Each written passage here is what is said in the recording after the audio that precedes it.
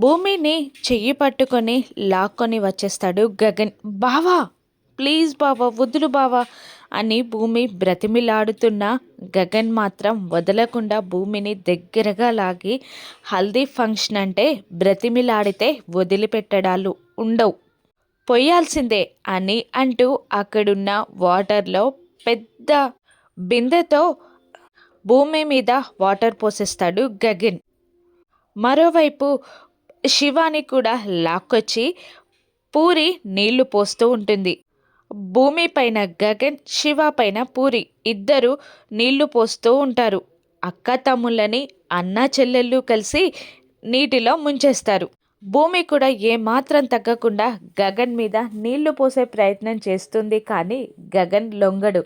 ఇక పైప్ తీసుకొచ్చి మరి భూమిని తడిపేస్తూ ఉంటాడు గగన్. అలా వాళ్ళు సరదాగా హల్దీ వేడుకలు చేసుకుంటూ ఉంటారు. మెల్లిగా తప్పించుకొని శివ పైకి వెళ్ళిపోతాడు. మరోవైపు బిందు ఇంట్లో శివ వెడ్స్ బిందు అని గోరెంటాకుతో మెహందీ పెట్టుకుంటూ ఉంటుంది. అప్పుడే పాల గ్లాస్తో లోపలికి వచ్చిన మీరా ఆ బిందు మెహందీని చూసి షాక్ అయి, శివ అంటే ఆ భూమి తమ్ముడు కదా అని నిలదీయగా ఏడుస్తూనే అవును అని చెప్తుంది బిందు. బిందు శివాల ప్రేమ విషయం తెలుసుకున్న మీరా ఏం చేస్తుంది?